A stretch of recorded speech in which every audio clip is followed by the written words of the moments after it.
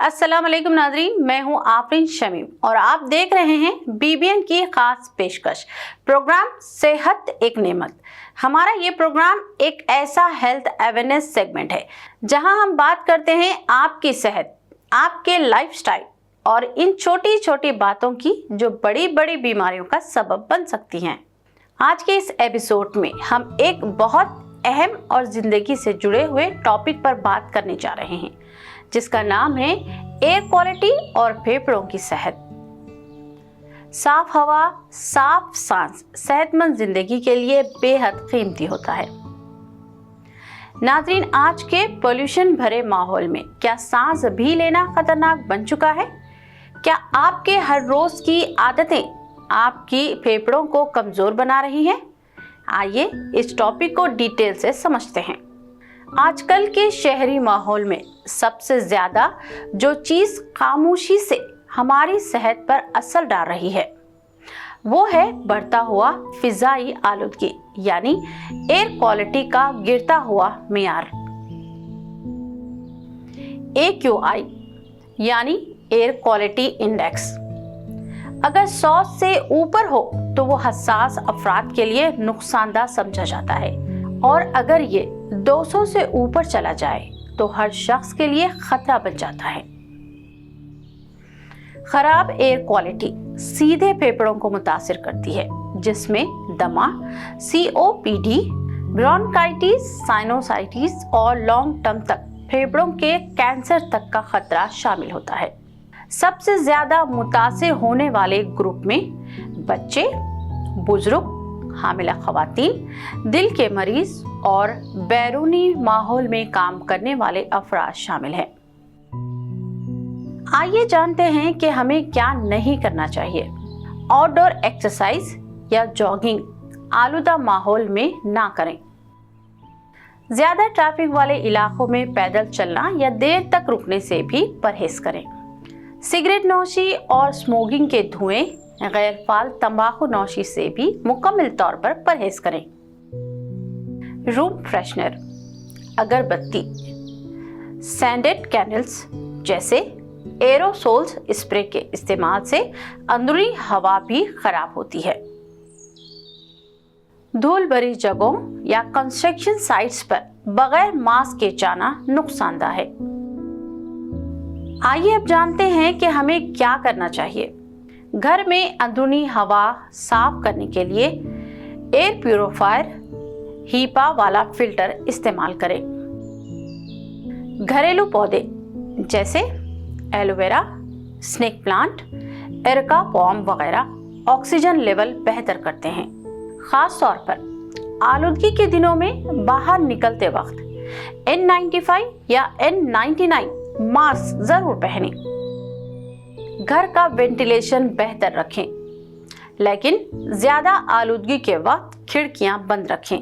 बाकायदगी से सफाई करें, खास तौर पर वैक्यूम क्लीनर का इस्तेमाल करें। आइए अब जानते हैं ऐसी ग़िज़ा जो हमारे फेफड़ों के लिए फायदेमंद है।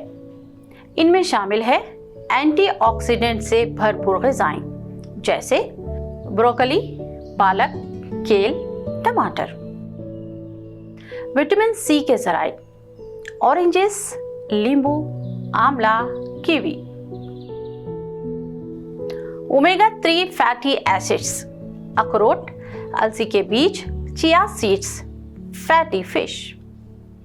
अदरक, लहसुन और हल्दी ये सब सूजिश कम करते हैं और फेफड़ों को डिटॉक्स करते हैं।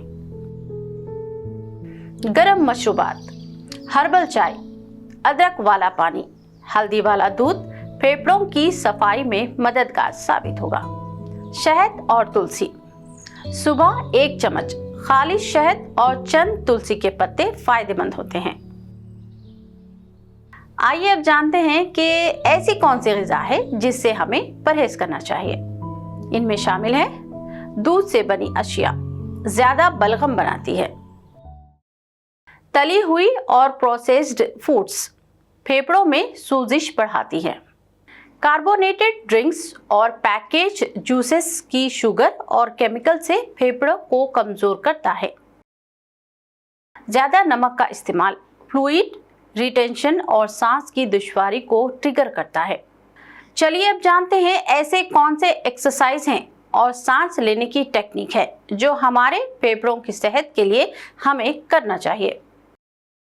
इनमें शामिल है गहरी सांस लेने की एक्सरसाइज जैसे अनुलोम विलोम, भ्रमरी प्राणायाम फेफड़ों की सलाहियत बढ़ाते हैं।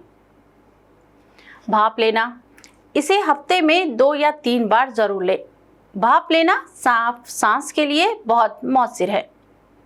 हल्की फुल्की कार्डियो एक्सरसाइज, कम आलूदगी के वक्त साफ पार्कों में तेज कदमों से चहलकदमी करना।